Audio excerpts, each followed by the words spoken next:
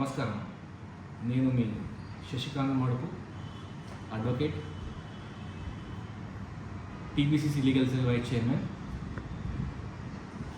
వైజయంతి నేను చెప్తున్నది ఏంటంటే, వైజయంతి అనేది మూవీ కాదు, విజయశాంతి యాక్టింగ్ చేసిన మూవీ కాదు.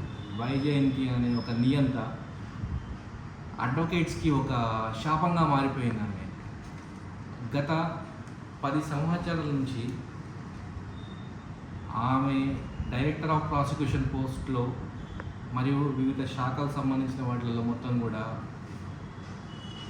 ఒక రకమైన శక్తిగా మారిపోయింది. బీఆర్ఎస్ గవర్నమెంట్లో తను చేసిన అరాచకాలకు ఒత్తాసు పలుకుతూ ఎన్నో జీవోలు ఏర్పాటు చేసుకుంది. ఇంకా ఆంధ్ర పెత్తనం నడుస్తుంది మన తెలంగాణలో. నేను చెప్పేది నిజం. చాలామంది చెప్పలేకపోతున్నారు బయట. రీసెంట్గా ఒక న్యూస్ పేపర్లో వచ్చింది,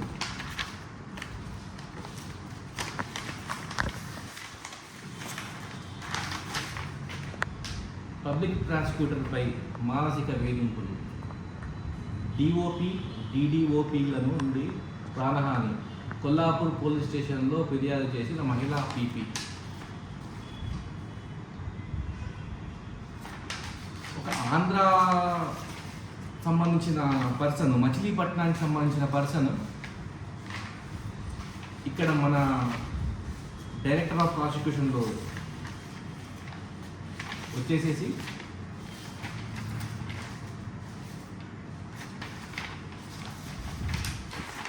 ఆంధ్రాకు సంబంధించిన పర్సన్, స్టడీ సర్టిఫికేట్ కూడా అక్కడ. She's from Nagarjuna university.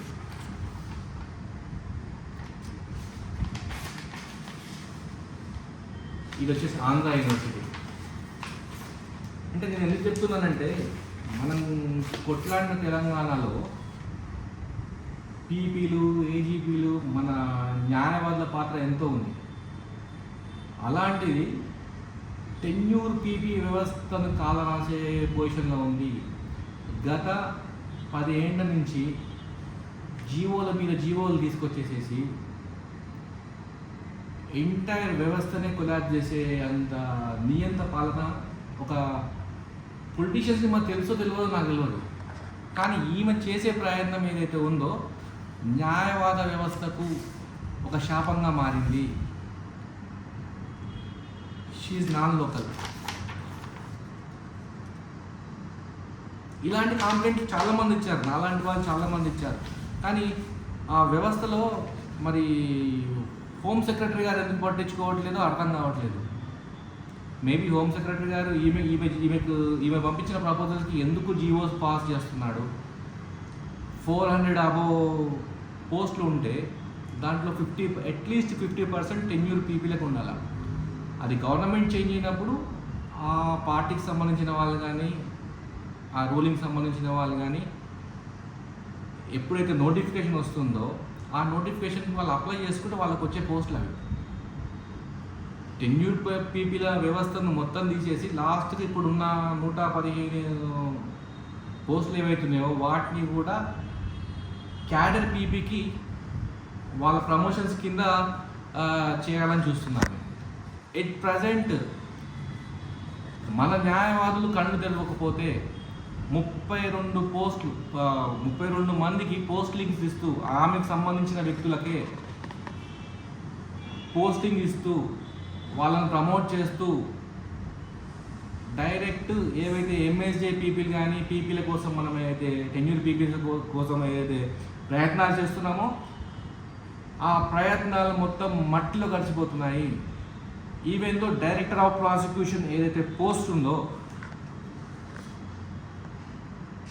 Section 25A subclause 2 ప్రకారము ఒక సీనియర్ అడ్వకేట్కి ఇవ్వడానికి ఉంటుంది, ఇవ్వచ్చు.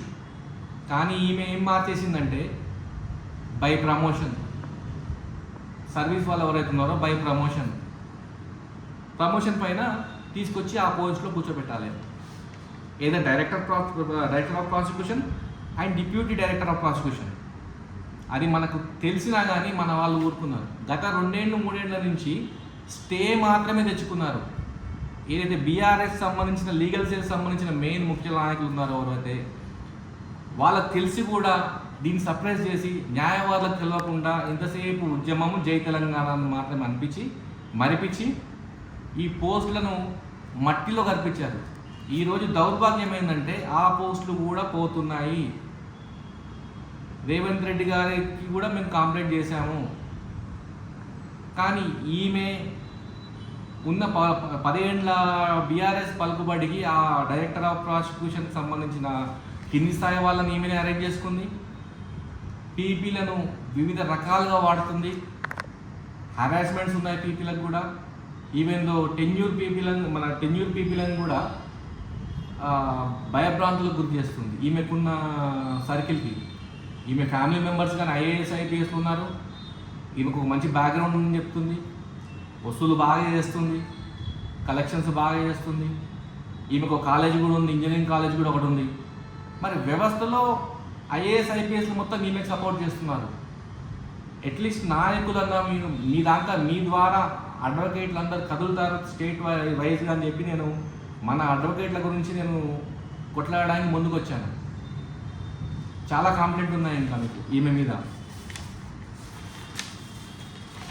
సో డైరెక్టర్ ఆఫ్ ఇక్కడ హోమ్ సెక్రటరీ కూడా ఈమెకు సపోర్ట్ చేయడం ఏదో నాకు అర్థం కావట్లేదు. ఆల్రెడీ అందరికీ లెటర్లు వేసాము.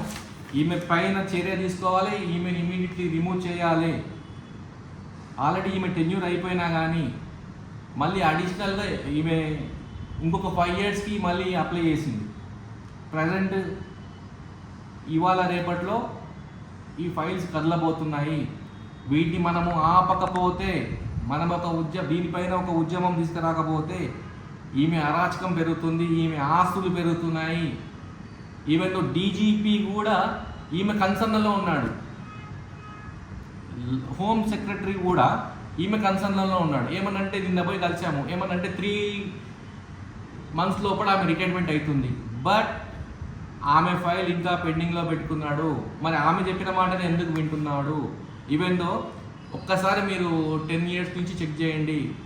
ఏదైతే సర్వీస్ పీపీలు ఉన్నారో ఆమెకు సంబంధించిన కుక్కటిపల్లిలో కానీ, రంగారెడ్డి డిస్ట్రిక్ట్ కోర్టు కానీ, సిటీలో కానీ ఆమెకు సంబంధించిన వాళ్ళు ఒక్కొక్క కోర్టులో 15 ఏళ్ళ నుంచి ప్రమోషన్ పొందుతూ అక్కడే ఉన్నారు. కుక్కటిపల్లిలో ఒకడు ఉన్నారు, శ్రీనివాస్ గౌడ్, మాజీ మినిస్టర్ శ్రీనివాస్ గౌడ్కి సంబంధించిన అతను. ఇక్కడ రంగారెడ్డి కోర్టులో 3 ఉన్నారు. తెలంగాణ ద్రోహులు ఇల్లు మనకు సపోర్ట్ చేస్తూ యాక్టింగ్ చేస్తూ ఆమెకు ప్రతి ఒక్క విషయం అందజేస్తున్నారు. కలెక్షన్ కింగ్స్ అయిపోయారు.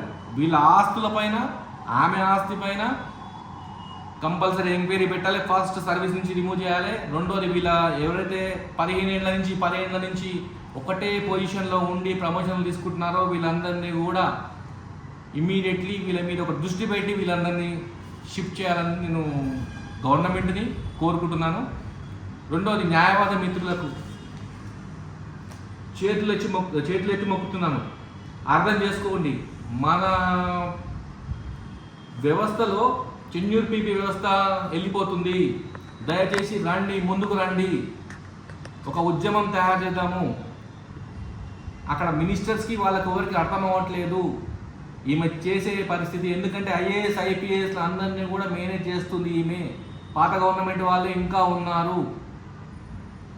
దయచేసి ముందుకు రండి. ఈమె చేసిన అరాచకాలు ఇంకా ఉన్నాయి. ఈమె పైన కాంప్లైంట్స్ కూడా విపరీతంగా ఉన్నాయి. అయినా ఏమి చేయలేకపోతున్నారు. ఎందుకంటే ఆమెను ఏం చేయలేదు. సిస్టమ్ మొత్తం ఆమె అండర్లో ఉంది, గుప్పెట్లో ఉంది. ఈవెన్ బతుకమ్మ ప్రోగ్రామ్ చేసినా కానీ కలెక్షన్ చేస్తుంది, ఒక ఫంక్షన్ హాల్లో పెడుతుంది. ఒక గవర్నమెంట్ సర్వీస్లో చేసుకుంటూ, గవర్నమెంట్లో వండుకుంటూ, కలెక్షన్ చేసుకుంటూ చేస్తావు. మొన్న యాప్ చేసింది, ఒక యాప్ ఏర్పాటు చేసింది ఈ కేసెస్ గురించి. 10 లక్షలు.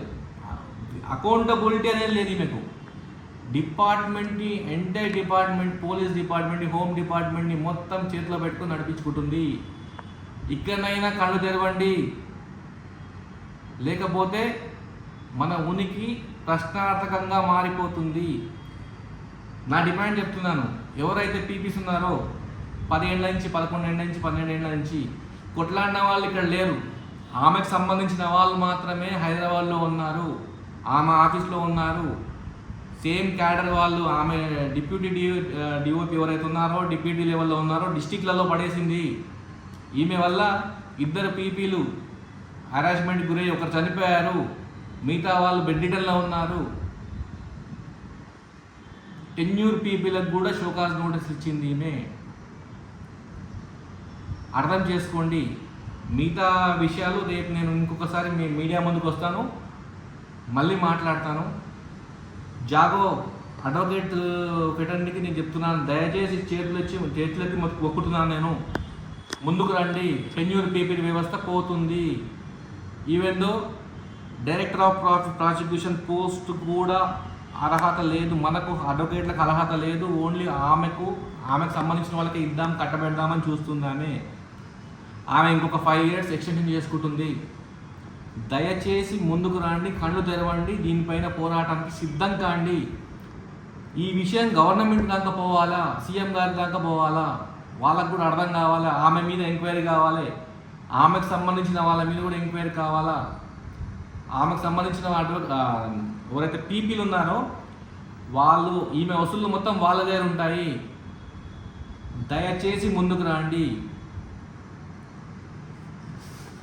వైజయంతి గురించి కంపల్సరీ కాంప్లైంట్ ప్రతి ఒక్కరు చేయండి, ప్రతి ఒక్కరు నిలబడండి, ప్రతి ఒక్కరు ముందుకు రండి.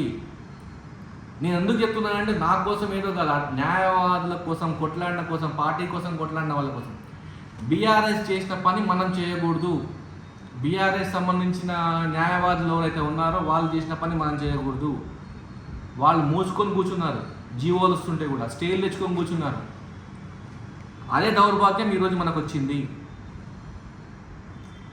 అట్లీస్ట్ ఆమె పాస్ చేసే జీవోలు ఏంటివి, ఆమె పంపించే జీవోలు ఏంటి, హోమ్ సెక్రటరీ దగ్గర ఎందుకు పాస్ చేయించుకుంటుంది, హోమ్ సెక్రటరీ తెలిసి కూడా. అంటే రాజ్యాంగం కంటే ఈమె రాజ్యాంగం ఎక్కువైపోయింది సిస్టంలో. ఇలానే ఉంటే మాత్రం మనం ప్రమాదంలో పడుతున్నాము, సిస్టమ్ మొత్తం ప్రమాదంలో పడుతుంది. 25A CRPC సబ్క్లాస్ 2 ప్రకారము ఆ న్యాయవాదులకు కూడా మన వాటా మనకు ఉంటుంది, సర్వీస్ వాళ్ళకు కాకుండా టెన్యూర్ పీపీలకు. ఇది ఒకటి గుర్తు చేసుకోండి మీరు. రెండోది శ్రీదత్త కాలేజ్ కూడా ఇమీడియట్, మనం మీకు తెలుసో తెలియదు, శ్రీదత్త కాలేజ్ మేనేజ్ చేసి వాళ్ళ హస్బెండ్ ఒక రాజకీయ పలుకుబడితో 24 years నుంచి ఒకటే ఛాంబర్ మెయింటైన్ చేస్తూ 3 ఏళ్ళు 4 ఏళ్ళు ఒకటే పోస్ట్లో ఉంటుకుంటూ 3 పోస్టులు CID advisor, DGP advisor, assistant director prosecution, ఈ 3 హోల్డ్ చేసింది. కాన్స్టిట్యూషన్లో ఎక్కడ లేదు ఈమె చేయాలి. ఈమె కాన్స్టిట్యూషన్ ఈమె ఏర్పాటు చేసుకుంటుంది. దయచేసి ముందుకు రండి. వితిన్ షార్ట్ పీరియడ్లో వీళ్ళకి 32 members ఎవరైతే ఉన్నారో, ఆయన కుక్కడపల్లిలో పనిచేస్తుందో ఒక ఆయన, ఇక్కడ రంగారెడ్డిలో ఒక ఆయన చేస్తుంది. ఆల్రెడీ రంగారెడ్డి ఎమ్మెల్సీ పోయింది. కలెక్టర్లకు కూడా ఈమె చెప్పి పెడుతుంది, మీరు నోటిఫికేషన్ వేయకూడదు అని చెప్పి. కలెక్టర్లు కూడా నోటిఫికేషన్ వేయట్లేదు. మరి కోర్ట్స్ ఖాళీ అయితే, కన్సర్న్ కోర్ట్స్ ఖాళీ అయితే పీపీస్ లేరు అంటే వాళ్ళు కనీసం వేయాలి కదా, వేయట్లేదు. వాళ్ళు ఏమంటారు, కలెక్టర్ వేయట్లేదు కాబట్టి నోటిఫికేషన్ వేయట్లేదు అని మా వాళ్ళకే ఇన్ఛార్జ్ ఇస్తున్నాం అంటున్నారు. దయచేసి ఒకసారి నా మాట అర్థం చేసుకుంటారు. ఇక్కడ ఎట్లాంటి రాజకీయ దురుద్దేశం ఏమీ లేదు. న్యాయవాదులకు మంచి జరుగుతుంది, మేలు జరుగుతుందని మాత్రమే నేను ముందుకు వచ్చాను. దయచేసి సపోర్ట్ చేయండి. నేను మళ్ళీ కలుస్తాను. జై తెలంగాణ.